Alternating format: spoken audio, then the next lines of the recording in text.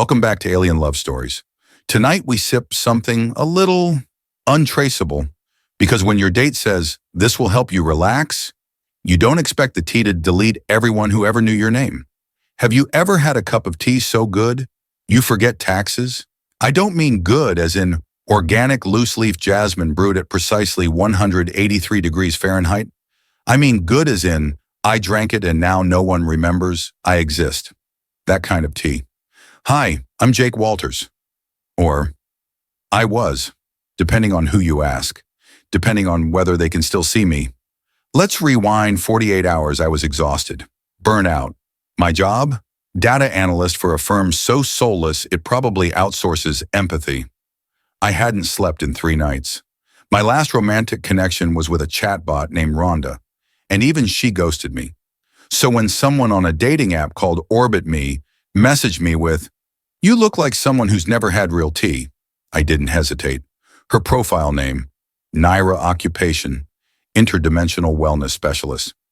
Location says where the moons align. Me? Red flags, sure. Did I care? Absolutely not. She was stunning. Silver hair that shimmered like starlight through fog. Eyes like twin galaxies spinning calmly. Smile like she already knew how I'd die and found it adorable. We agreed to meet at her place. She said, "I don't do cafes. Too loud. And their tea is forgettable."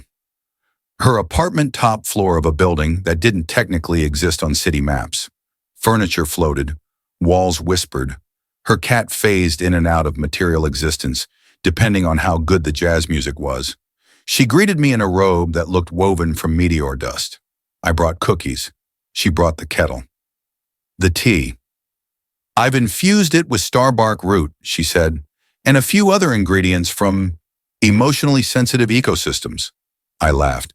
"Will it help me forget my boss?" She winked. "Something like that." I took a sip. Tasted like lavender made a pact with gravity. Warm, deep, software. I blinked, and suddenly, everything was quiet.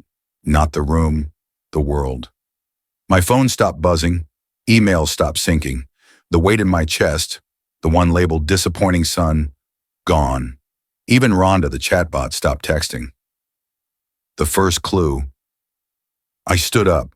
"Whoa, that's some serious chamomile." Naira smiled. "It's not chamomile." I asked, "What is it then?" She poured herself a cup. "Selective relational detachment." "What?" "It disconnects you from people who stress you, removes their perception of you." I blinked. "You mean?" She nodded. "Your boss? Gone. Your ex? Gone. Your dentist receptionist who always judges your gum health?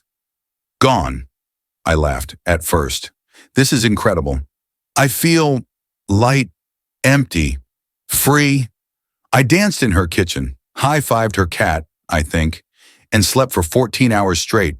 Woke up feeling like the ocean finally stopped screaming. Then came the problem. I went home. Door locked. Key didn't work. Landlord said he didn't recognize me. Co-workers blanked when I walked in. Even my mom replied to my call with, "Sorry, who is this?" I ran back to Naira's, banged on her non-Euclidean door. She opened it with the same calm smile. "Oh, good, you're back." I stared. "I think I've been erased." She nodded. "Not erased, just hidden from your past attachments. You said you wanted to forget them," I whispered, "but I didn't want them to forget me." They say peace is priceless. But what if the cost of inner peace is outer invisibility? Because after 1 cup of Naira's tea, I didn't just escape my problems. I escaped everyone who could remind me I was real. Let me tell you something I never thought I'd admit. There's a limit to how many peaceful mornings you can have before you start craving a little chaos. At first, it was amazing. I woke up in Naira's floating guest room, a breeze made of silence humming against walls that didn't quite stay in one shape. Her cat, who I named Maxwell, despite his resistance to physics, curled up beside me and pulsed gently like a breathing star. No emails, no calls, no panic attacks triggered by Gmail calendar alerts titled RE:Q4 data review -URGENT. I walked outside. Birds chirped.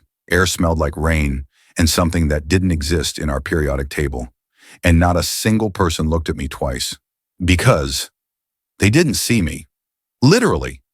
The extent of the tea's power day 2, I tried to buy a coffee. The barista stared right through me. Not in the I'm busy way. In the you're not radiating in my perception grid way. I tapped the counter. Spoke. Loudly. Nothing. The security camera showed me. Not there. I left the cafe without paying. The register didn't even blink. Day 3 tried calling my best friend Marcus. We used to talk about everything. Late-night existential dread, the meaning of love, the moral ambiguity of pineapple on pizza. This time, number not in service. I called again, this time from Naira's landline crystal. Who? Jake Walters. Doesn't ring a bell, sorry. He hung up. I stared at the crystal like it had personally betrayed me. Back to Naira, I returned to her apartment. She was sitting cross-legged in midair, sipping her 4th dimension blend like this was just a Tuesday. Problem? She asked without looking up. I laughed, but it came out jagged. You said it would calm me down, not delete me. She finally turned her gaze toward me. Jake, you were suffering. I gave you silence. I gave you space. I snapped. Space is empty, Naira. That's why astronauts go crazy. The philosophy of disappearance. She floated down to eye level. People don't want peace. They want witnesses. I stared. She was right. What's the point of being calm if no one's around to say, hey, you look better today? What's the point of not feeling pain if it means you don't get to feel anything with someone else? I tried to reverse it. I begged her. Can you undo it? Make them remember me? She hesitated, not for show, but because she genuinely didn't know. This brew wasn't designed for reversals. It's emotional entanglement detachment via existential unthreading. Which means you didn't just get erased from their minds. You got unlinked from their lives. Their timelines adapted to a version of existence where you were never essential. Ouch. That one landed like a breakup text from the universe. The one exception. There has to be someone, I whispered. One person who still sees me. She bit her lip, paused. There might be. But if they remember you, it means they were never really part of the link you wanted to break. It means they always saw you outside your stress. They knew you beyond your job, beyond your pain. I blinked. My neighbor? No. Someone older. From before the collapse. I frowned. The collapse? She sipped her tea. Of your first memory. Flash of childhood. Suddenly it came back. A woman's voice, a train station, a lost backpack, and someone saying, even if the world forgets you, I won't. And then darkness. She appeared later that night. As I walked the city's edge, a figure stood beneath a streetlight that flickered like old vinyl static. Short, elderly, wearing a shawl stitched with symbols that rearranged themselves. She looked at me and smiled. Hello again, Jacob. My real name. No one called me that since I was 10. I froze. You remember me? She nodded. The tea didn't touch me. Because I remembered before you ever poured your stress into the world. I was never part of your noise. Only your silence. The bridge back. She handed me something, a teacup, empty, cracked, and inside the crack, a slip of paper. 3 words. Steep with longing. Nira later translated it for me. It means brew it only if you're willing to be heard again. Brew it only if you're ready to be known again. The decision. So now I sit here, cup in hand, kettle boiling, about to pour water over what could undo the most peaceful week of my life, or destroy the only true connection I found. Because if they remember me again, so will my boss, my ex, my failures. But maybe that's what makes love real. I thought no one remembered me. I thought that was the price of peace. But when I lifted the cup to sip myself back into the world, she knocked, and somehow she already knew what I was about to do. The kettle whistled, low, sharp, urgent, like it knew what this cup was about to cost. The instructions were clear, steep with longing. Only if you want to return. Only if you're ready for all of it. Love, loss, noise. I stared into the cup, cracks spidering through porcelain like forgotten roads. One breath, one pour. And knock, knock. Someone at the door. My blood froze. No one knocks anymore. No one even sees this place. I set the kettle down. Steam hissed, walked to the door, hesitated, opened it, and there she was. Kira, my ex. The one person I was most certain I'd erased. The one I was trying to erase long before the tea ever touched my lips. She looked exactly the same except she didn't. There was a lightness to her I'd never seen. No bitterness, no sarcasm curled at the edge of her smile. Just recognition. Jake, she said softly. I remembered. My voice cracked. You shouldn't. No one should. She stepped inside. Her hands were shaking. I didn't at first, not completely, but I started dreaming about you. Little things, your crooked coffee mugs, the way you'd hum theme songs to make decisions, the way you looked away when you said, I'm fine. I sat down. I needed to sit. She did too. No tea between us. Not yet. Just air, trembling and sacred. The world tried to forget you, she said, but my heart didn't. And then last night, I remembered everything, I whispered. How? She pulled something from her coat, a receipt, crumpled, stained, from a ramen shop we used to go to. I found it in a coat I haven't worn in years, and it unlocked something. I sat on the floor for 3 hours crying because I knew someone I loved was gone, and I couldn't remember who. Until now, the impact I wanted to speak, to apologize, to hold her, to fall apart. But I did none of it, because she held up her hand. Before you say anything, I need to know. Did you choose to disappear from me? I closed my eyes. The answer lived somewhere between guilt and self-defense. I didn't choose to forget you, I said. I chose to forget the version of myself I became around you, when I was too tired, too anxious, too small. I didn't want to disappear from you. I just didn't think you'd want to stay, she cried then quietly, without drama, the kind of tears that don't ask for comfort, just witness. I would have stayed, even for the small version of you, especially him. The boiling point. She saw the kettle still hissing, saw the cup, saw the slip of paper. You were about to go back. Back into the world? I nodded. It's terrifying out there. Everyone's loud. Everyone wants something. Everyone needs. But not needing doesn't feel human either. She walked to the counter, lifted the cup, didn't sip, just held it, then said, what if we do it together? The proposal, I stared. You'd come back with me. She shrugged. I was never all the way gone. The tea never touched the part of me that mattered. The part that loved you not because of your job, or your loud mind, or your silence, but because you tried. She took the kettle, poured. The aroma hit, sharp, nostalgic, floral, and almost painful. Then she handed the cup to me. You go first, then I'll follow. I don't care if I forget again. Just promise you'll find me. I drank not all of it, just enough, and suddenly, everything returned. The noise, the inbox, the phone buzzing, a voicemail from my boss. Where the hell have you been? A message from Rhonda, the chatbot. Miss you. Here's a meme. But also, a calendar reminder. Dinner with Kira, Friday. I looked at her. She was still there. She drank next, closed her eyes, breathed deep, and when she opened them, Jake, you okay? I smiled. Yeah, now I am. You can drink your way back into the world. You can reclaim your name, your calendar, your missed calls. But you can't unsip something that rewrote your soul.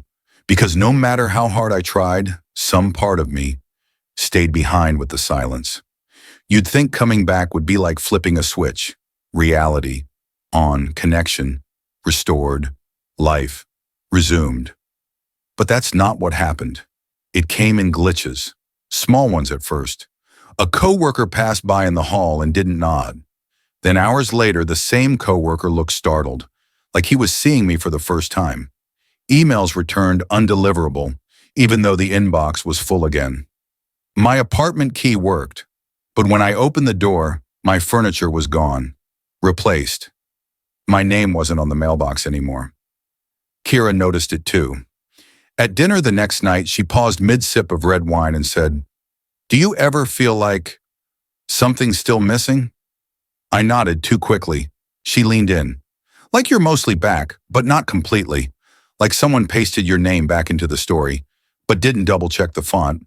That's exactly how it felt. The cat returned Maxwell, Nira's cat.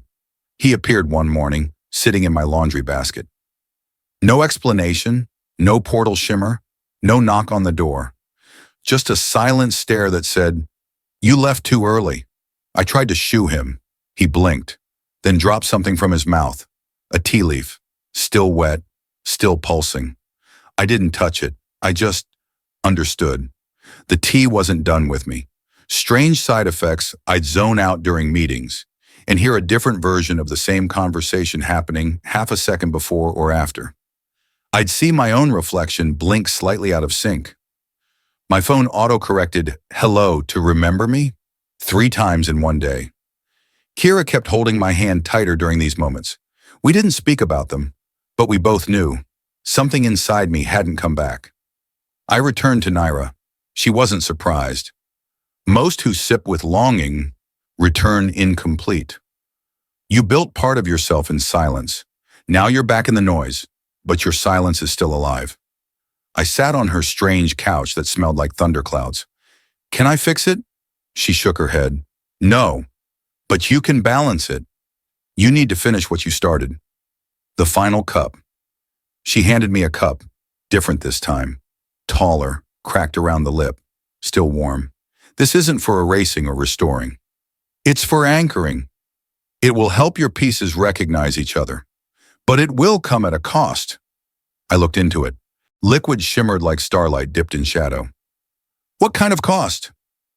"You'll remember the silence too well. It may feel more real than the noise." Kira's question. That night, as we lay on her couch watching a movie neither of us understood, she turned to me. "Are you okay?" "Really?" I wanted to lie, to nod, to say, "Yeah, totally." Instead, "I miss being forgotten."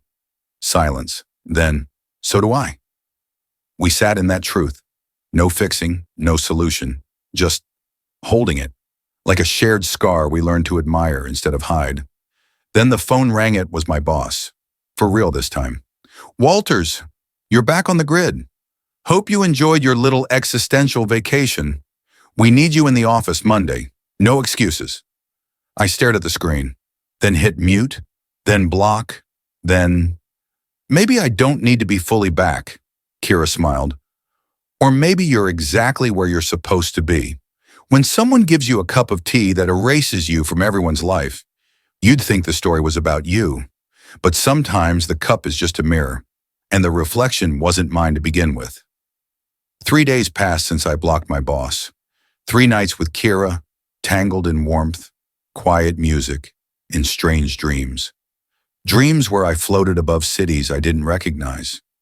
Dreams where Nira stood on a cliff made of glass, whispering in a language I almost understood.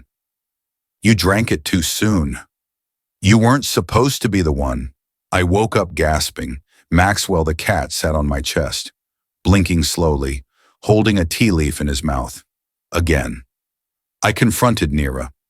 Her door opened before I knocked. She was waiting. Same robe, same impossible apartment, same unreadable gaze. I stepped in. "Tell me the truth." She nodded once, then gestured to the floor, a circular platform of woven vines glowing softly. "Sit." The revelation. She sat across from me.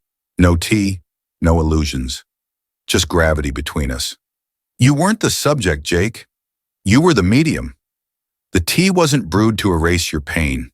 It was brewed to echo something inside you. Something old, quiet, half dead." I blinked. "You lost me." She closed her eyes. Every century, I must choose a new form, a new skin, a new self, a new voice. But I cannot choose it myself. I need a living soul to interact with the elixir. The way you respond to the loss of connection tells the tea who I should become next. I was the mirror. I felt my breath leave my body. You used me. She shook her head. Number, I invited you. The tea chose you because of your fractures, your silences, your ache to be seen. You were never broken. You were readable. My chest ached. I didn't just lose people. I lost myself. She reached out, placed her fingers on my forehead. And that's how I knew. This cycle, I must become someone who remembers. Not who sings, not who heals, but who listens, who mourns, who never forgets. The ritual begins. Around us, the floor shimmered. The walls bent inwards like breathing cloth.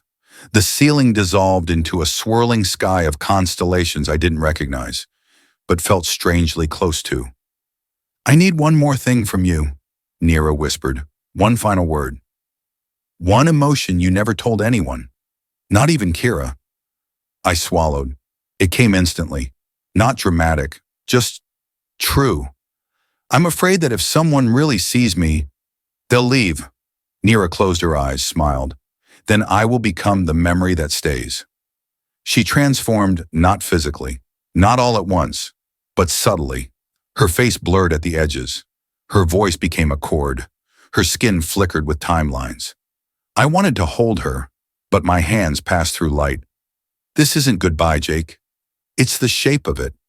And now you must finish the cup. She gestured behind me, a final teacup, cracked, glowing, floating in air. I drank, and when I did, I saw all her past forms, a dolphin, a comet, a human girl in 1842 who fell in love with a lighthouse keeper, a firefly that sat on the edge of a soldier's helmet before the bullet arrived. Every time she changed, every time someone drank. And then, silence. I was back in my apartment, Maxwell asleep on my keyboard, the world intact, my inbox full, Kira humming in the kitchen. But in my mind, one word. Remembering. It pulsed like a heartbeat. Naira was gone, but she left behind a presence, the memory of something that never truly asked to be understood, only to be felt. You think when someone transcends into another form, they disappear. But what if they don't leave you behind? What if they leave pieces of themselves behind, in everyone? It had been 3 days since Naira disappeared. 3 days since the ritual, since the cup, since the light swallowed her name. I thought it would be the end. But when I opened my eyes and returned to normal, the world felt off. No one noticed. Not even Kira, who kissed me with soft eyes and a humming soul. But I did. And then I heard it. The subway encounter. I was on the train, reading something mindless, an article about koalas being left-handed. 2 teenagers sat across from me. One wore headphones.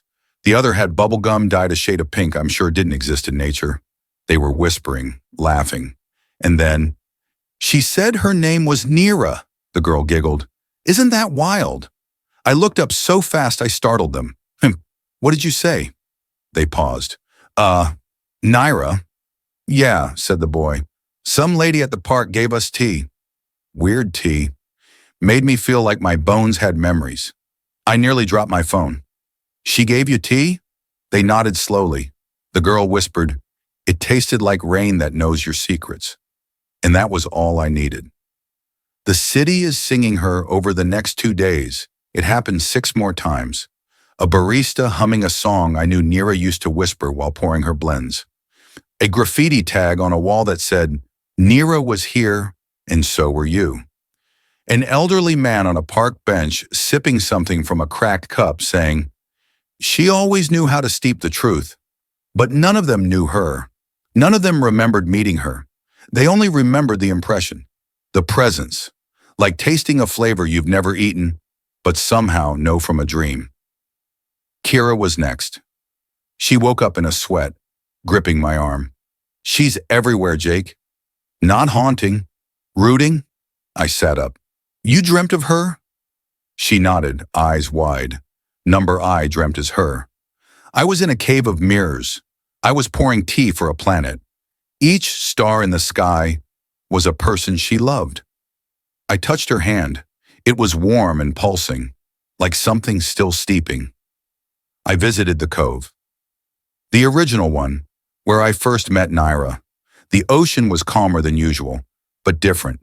It hummed, not in sound and feeling. And I realized she didn't leave this reality. She wove herself into it, a distributed memory, a living ritual, a concept given pulse, the shop that shouldn't exist. On the corner of 12th and Ash, where there used to be a shoe store, now stood a tea shop. Simple sign, Naira's, for the ones who almost forgot. I entered. No bell, no clerk, just rows and rows of strange teas. One label caught my eye, for the ones who didn't say goodbye. Another, for the ones who loved without being noticed. I was crying before I knew why. The teacup that knew me. On a small wooden table was a single cup, no steam, no heat. But when I touched it, a voice in my head, her voice. If you're hearing this, it means you've seen the echo. And now the echo sees you. I am not gone. I am just steeping. And soon I'll pour again, into someone new. The first time I drank Naira's tea, it erased my life. The second time, it rewrote it. But when someone else tried it, not everyone came back whole. Some cups aren't meant to be held by everyone. The shop didn't have a doorknob. You just had to push softly, like asking permission from a memory. When I returned the next morning, something was different. The lights were dimmer, the tea jars rearranged, and someone was crying in the back. Her name was Harper, mid-30s. Sharp eyes, soft hands. The kind of person who's always halfway between a laugh and a breakdown. I'd never met her before, but I could see it in her, the same restlessness I carried when I first found Naira. You drank it, I asked gently. She nodded without looking at me. From the jar that said, for the ones who lied to themselves. She laughed, but it came out like a wound. Thought it'd help. Didn't know it'd do this. Her breakdown wasn't loud. No smashing of cups, no tearing at hair, just stillness. And then, I remember things that didn't happen. I remember loving someone who never existed. I remember singing lullabies in a language no one speaks. Her fingers trembled. There's a city made of glass behind my eyelids now. I can't sleep, because when I close my eyes, I live there. I sat beside her. I think the tea didn't erase anything from you, I said. I think it activated something. She looked up. Eyes bloodshot but focused. You've seen her, I nodded. You've heard the name too. Naira. Her lips barely moved. She whispered to me before the tea hit my tongue. This isn't about healing. It's about remembering what the world told you to forget. The truth about the shop, Harper wasn't the only one. As the days passed, more came. Drinking, crying, leaving quietly, or not leaving at all. Each one seemed to access something different. A boy began painting constellations he claimed came from before Earth. A woman wrote letters to someone named Arik, who may have been a version of herself. A retired professor built a sculpture out of driftwood and grief. No one could explain why only some returned sane, or why some came back with songs in their throats they couldn't stop humming. Kira grew distant. She stopped sleeping, stopped laughing. I found her one night staring out the window. They're pulling at me, she said. The memories I don't recognize. I think I drank without sipping. She turned to me. Jake, what if I was never fully me? What if I was part of Naira from the beginning? I took her hands. Then maybe I was too. And we just hadn't noticed. The letter I returned home one evening and found it tucked beneath my pillow, handwritten, ink that shimmered when you tilted it, no envelope, no name, just a sentence. This world doesn't know how to carry memory gently. That's why I left parts of myself in people. So maybe they'll hold each other softer. Signed, N. Harper, disappeared. 2 days later, she was gone. No record, no forwarding address. But in the tea shop, a new label appeared. For the ones who remembered too much, too fast. I didn't open it, not yet, because now I knew. Not everyone survives remembering. You can synthesize flavor. You can replicate ingredients, but you can't recreate intention. Because Naira's tea wasn't a beverage, it was a boundary. And when they tried to duplicate her without permission, reality reminded them who was really in charge. They called themselves the Gentle Lab, which frankly should have been my first red flag. No truly gentle organization names themselves that. They set up in a repurposed observatory north of the city. No signs, no social media, just rumors. I found them by following three things. A Reddit thread about memory loss dreams after drinking kombucha. A physicist who claimed his wife disappeared into the smell of chamomile. And a whisper in the tea shop on 12th and Ash. They're trying to re-brew her. I went alone. They didn't stop me at the gate. They didn't ask who I was, because they knew. The receptionist looked up from a clipboard and said, "Jake Walters." Naira's last cup. I froze. "Excuse me." She nodded toward a door glowing faint lavender.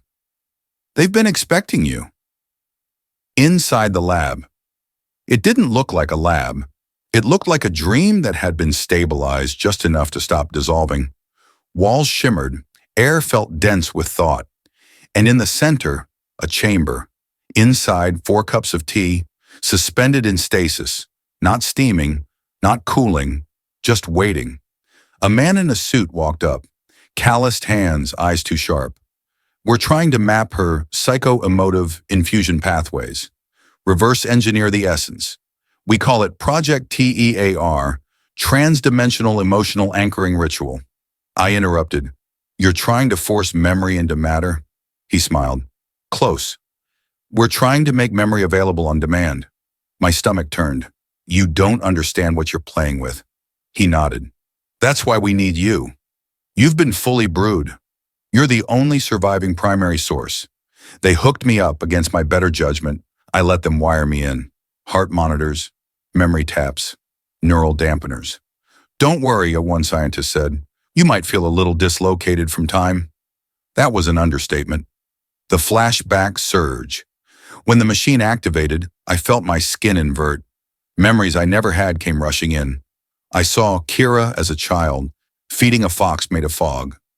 Naira standing on a spiral staircase that led nowhere. Myself, teaching a class about tea in a reality that had no taste. Then it broke. The machine shattered. Lights burst. Screens screamed. The tea in the chamber boiled over, without heat. And from the walls, something began to push back. The collapse one scientist began speaking in reverse. Another levitated 6 inches and wept for someone named Auric, who never existed. The lead researcher tried to drink one of the prototype teas. His body didn't collapse. His identity did. His name unspoke itself from everyone's lips. Files on him were blank. Photos flickered static. Only I remembered what he looked like, and even that was fading. Reality is not a toy. I fled. The lab collapsed in on itself like a folding chair made of regret. No explosion, no headline, just a vacancy, an absence where meaning used to be. Back on the street, I looked up. A new graffiti mark. "She cannot be brewed, only steeped." Kira knew instantly. She held me when I returned. Didn't ask questions, just whispered, "She warned them." Naira always said her essence was permission-based. They didn't ask, so she unremembered them. I trembled. "Is this the end of the tea?" She shook her head. "No, it's the beginning of the reckoning." Memory isn't always passed by words. Sometimes it leaks. It slips through cracks in reality. And when a child starts humming a melody no one taught her, one that belongs to someone who never existed, maybe memory isn't personal anymore. Maybe it's viral. It happened in a grocery store. Nothing dramatic, just ordinary. Fluorescent lights, aisles of cereal, Muzak playing a saxophone version of Take On Me. I was buying toothpaste and oat milk when I heard it. Software delicate, a hum, not just any hum, her hum, Naira's. I froze, turned. There she was. A little girl, maybe 6 or 7, sitting in a shopping cart while her mother picked out bell peppers. She was humming to herself. Same rhythm, same inflection, same twist at the final note like it didn't quite want to resolve. Neera's melody. I walked over, gently, not wanting to scare anyone. "Excuse me," I said to the mom. "That song, where did she learn it?" She blinked. "Song?" I nodded toward the child. "She's humming something I know, it's very old." The woman frowned. "She's been doing that since she could babble." We always assumed she made it up. "She hums it when she sleeps, when she's scared, when she's happy." I knelt beside the girl. Her eyes met mine. Dark, serious, still. "Do you know what that song means?" I asked softly. She paused, then said, "It means someone's listening." My heart stopped. "Who told you that?" She tilted her head. "The lady in the mirror. She has silver eyes and pours light from her hands. She said the song helps people find each other again." Her mom looked alarmed. "She has an imaginary friend named Neera. Draws her all the time." "The drawing?" I asked if I could see one. The mom hesitated but nodded. We walked to their car.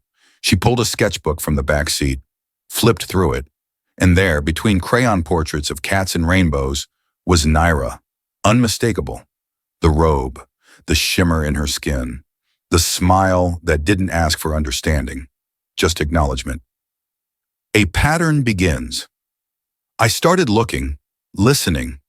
Over the next week, I found 3 more children, all from different neighborhoods, different families, all humming variations of the same tune, some in sleep, some in play, one while drawing circles on foggy windows. None of them knew each other. None had ever met Neera, but all of them described her the same way. Kira was the first to say it aloud. "It's not just a memory anymore. It's a seed. The tea wasn't about you, Jake.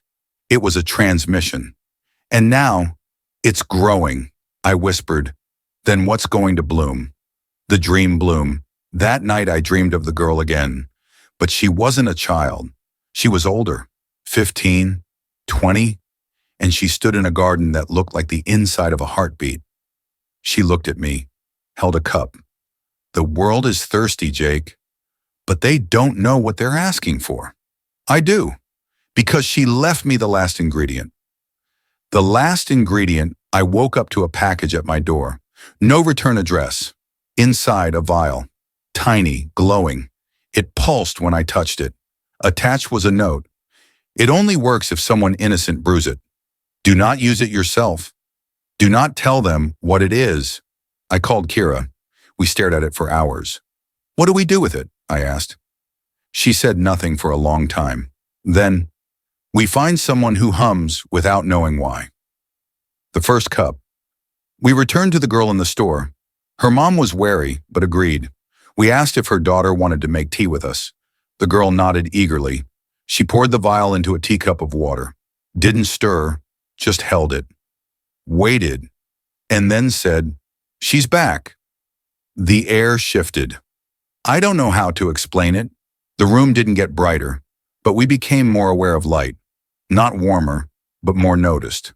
Not louder, but every silence hummed with presence. And when I looked into the teacup, Neera's reflection smiled. She spoke through the child. "You brought me back gently." No force, no extraction, only invitation. Now I will sing through them, until every broken piece learns its note again, and becomes whole. The child blinked, Neera was gone. But the girl kept humming, and as she walked away, other children turned their heads. Some began humming too. And I knew it had begun. Not a cult, not a following, a chorus of souls learning how to listen again. You can dismiss a whisper, you can ignore a tune, but when 1,000 children start humming the same melody, one never written, never taught, then silence becomes fear, and fear tries to shut the music down. It started with a single school district. They sent a letter to parents. "Please speak with your children about the recent phenomenon of spontaneous humming during class hours. We are concerned about distraction and potential hypnotic patterns." Hypnotic patterns, that's what they called it. A song passed from soul to soul, child to child, without violence, without command. Just a presence, and they couldn't explain it, so they tried to stop it. The ban within a week, 5 more districts joined, then a national statement. In light of recent unexplained behavior among minors, we are instituting a temporary restriction on vocalized humming in educational spaces until further notice. Kira read it aloud and laughed. What are they going to do? Detain every toddler who hums in the car seat? I wasn't laughing, because I knew what came next, the interference. They called it a wellness initiative. They entered classrooms with sound calibration devices, masked men and women in gray suits, polite voices and machines that hiss silence. Every time a child began to hum, the machine would emit a counter frequency. Software, subsonic, but powerful enough to make the air feel wrong. The children didn't cry. They stopped humming, but some began to stare blankly. Some slept for days. One girl forgot her parents' names for an afternoon. They called it an unrelated fatigue syndrome. But we knew better. The resistance begins. It wasn't organized. It wasn't planned. It just happened. Children began humming only when the machines weren't looking. They found each other, whispered to each other in notes, not words, created choirs in silence, at recess, in libraries, on buses. Their harmony grew stronger, so the machines grew louder. And then, the song fought back. The feedback event. At a school in Oregon, 7 children began humming in unison. A technician activated the suppressor, but instead of silencing them, it overloaded. The machine burst into light. No flames, just memory. Every adult in the room dropped to their knees, weeping. Some laughed. Some remembered people they'd lost decades ago. One man whispered, "I remember my mother's hands." Another said, "I remember who I was before I stopped singing." The news twisted it. Mass hallucination in local school tied to sound frequency. Experts warn of subliminal spread of emotional virus. Should your child be isolated? Kira slammed her laptop shut. They're afraid. Not of control, but of losing it. I nodded. They don't fear the song. They fear what it reminds them of. That once, they knew how to feel fully. Naira returned briefly. In my dreams, but not alone. This time I was one of the children. Humming, and she wasn't teaching. She was listening and crying. You've done it, Jake. You've made the wound into a chorus. Now they must choose. Silence or surrender. The choice we met with others. Adults who remembered. Teachers who couldn't ignore it anymore. A grandmother who began humming in her sleep after hearing her grandson whisper the melody through a baby monitor. We gathered in a park. Nothing loud, no protest. Just voices. One child began to hum, then 5, then 20, then the entire crowd, all ages, all rhythms. And when the machines came, they didn't hiss, they shattered. The new harmony, something shifted in the world after that day. Not overnight, but steadily. News anchors started pausing between sentences. Commercials aired with no music, just a quiet hum underneath. And sometimes, when everything went still, you could hear the earth exhale, and it sounded like her. Kira held me one night and said, "She isn't just a being anymore. She's the sound between us when we dare to feel." There's a moment in every story when the main character's silence is mistaken for agreement. But when someone asks you to turn love into a weapon, you don't whisper. You scream with your whole being, even if no one else hears it. It started with a knock. Not on my door, on my mind. I was brushing my teeth when the knock came. Not physical, not sound, just presence. And then, a voice, masculine, too calm. "Jake Walters, we've watched the melody grow. We need it. We know you can help us reach it." I dropped the toothbrush. The lights dimmed. The mirror showed my face and someone else's eyes. The meeting I was invited to a facility, another observatory. Why is it always observatories? This one was silent inside, sterile, cold, no walls, just transparent logic. There were 4 of them, no names, no badges, just suits that didn't reflect light. The woman in the center spoke. The melody has proven contagious, resilient.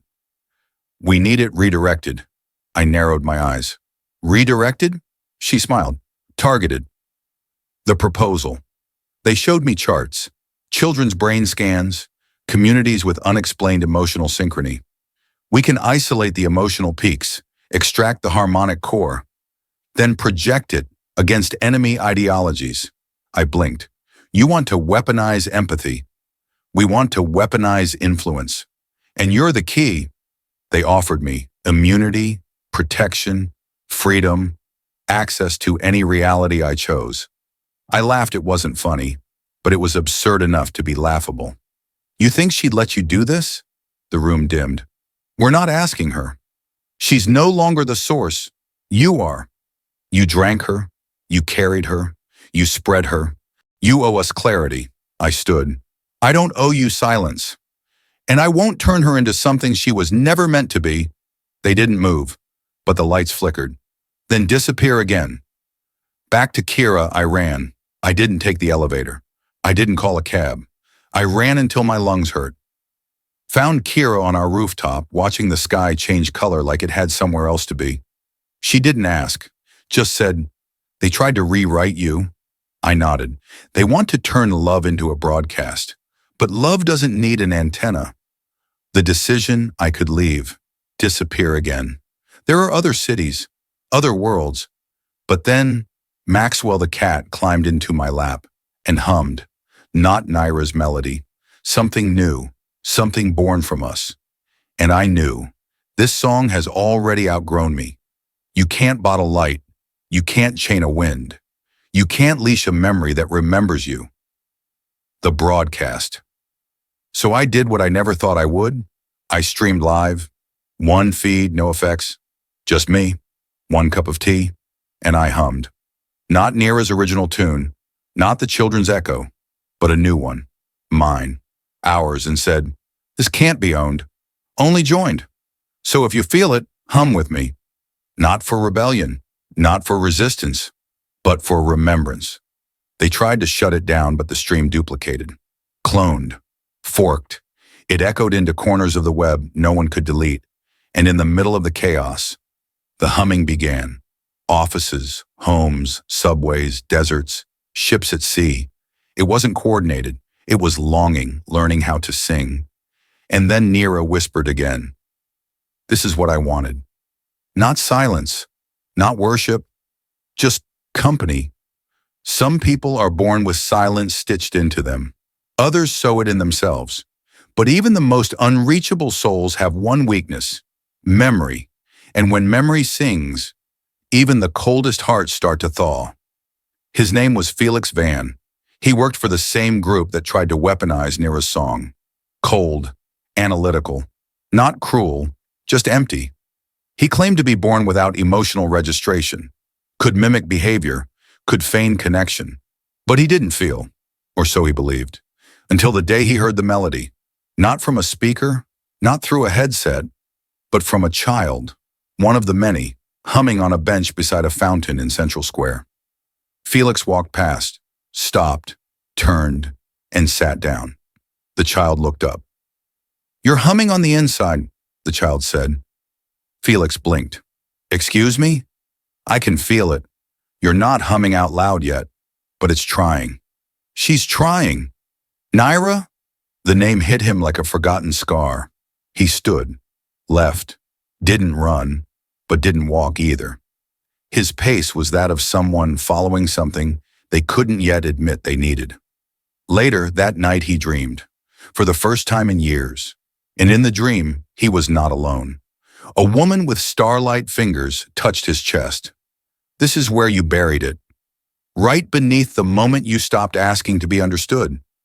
He opened his mouth to argue, but nothing came out, because inside the dream, he was weeping. The awakening. He contacted me, showed up at my door, eyes red, shoulders tense. "I don't know how to say this. I don't know why I'm saying it." I poured him tea, not Naira's, just peppermint. It still worked. His confession, "I think she was always with me. Even before I met you, Even before all this, there was a song in my childhood. My sister used to hum it. She died when we were 10. I forgot everything about her. But now I feel it. It's like Naira reached backward, before logic, before defense, and pulled me forward again. The echo of love. I didn't say much, just let him speak. He needed to, because when someone like that opens, even for a moment, you don't rush them. He stayed with us that night.